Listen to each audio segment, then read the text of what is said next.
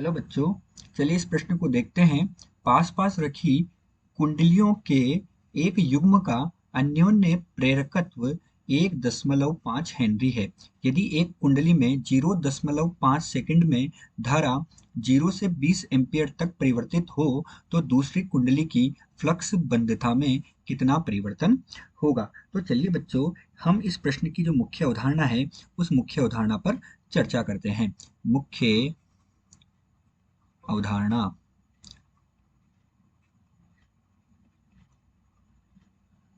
मुख्य अवधारणा।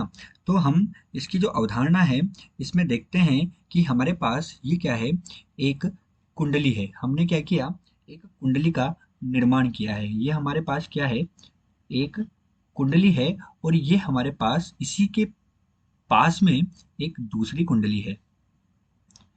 ये एक पहली कुंडली और ये एक दूसरी कुंडली है। हम देखते हैं कि पास रखी दो कुंडलियों में जब एक कुंडली में धारा के मान में परिवर्तन किया जाता है, माना कि इसमें धारा आई है, इसके मान में परिवर्तन किया जाता है, तो इसके पास रखी दूसरी कुंडली से संबंधित जो चुंबकीय फ्लक्स है, चुंबकीय फ्लक्स यानी कि जो फाई है, उसके मान में परिवर्तन होता है और जिससे वहां पर क्या होता है, प्रेरित विद्युत वाहक बल उत्पन्न होता है। तो ये इस प्रश्न की अवधारणा है।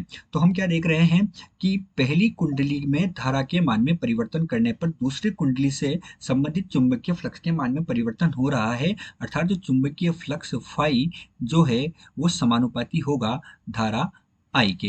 अब जब हम समानुपाती वाला जो नियतांक है उसको हटाएंगे तो हमारे पास एक नियतांक आएगा।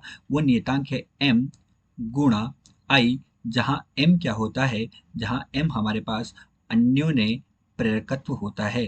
m क्या होता है, m होता है हमारे पास अन्योन्य प्रेरकत्व। m है अन्योन्य प्रेरकत्व। तो अब हम ये देखते हैं कि हमें प्रश्न में क्या क्या दिया हुआ है। तो हम देखते हैं कि दिया है हमें प्रश्न में क्या क्या दिया हुआ है। तो प्रश्न में हम ध्यान से देखने पर हमें पता लगता है कि हमें अन्योन्य प्रेरकत्व का मान अर्थात m का मान दिया हुआ है 1.5 हेनरी के बराबर दिया हुआ है। धारा जो है I1 उसका मान दिया हुआ है 0। धारा I2 का मान हमें दिया हुआ है 20 एम्पियर। ये सब मान हमें प्रश्न में दिए हुए हैं। तो अब हम देख रहे हैं कि फ्लक्स बद्धता में परिवर्तन हमें ज्ञात करना है। तो फ्लक्स बद्धता में परिवर्तन अर्थात डेल्टा फाई बराबर m गुणा डेल्टा आई। और डेल्टा आई हमारे पास क्या होगा, डेल्टा आई बराबर I2 ऋण I1। I2 में से हम क्या करेंगे, I1 को घटा देंगे, यानी कि 20 ऋण 0 बराबर हमारे पास क्या होगा, 20 एम्पियर इसका मान हमें प्राप्त होगा। तो हम फ्लक्स बद्धता जो दूसरी कुंडली से संबंधित है उसमें परिवर्तन निकालेंगे।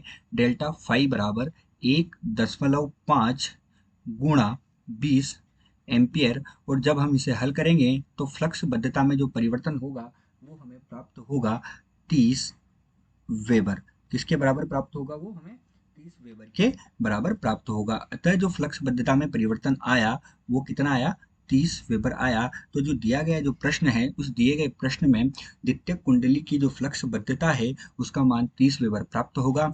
आशा करते हैं आपको प्रश्न समझ आया होगा। धन्यवाद।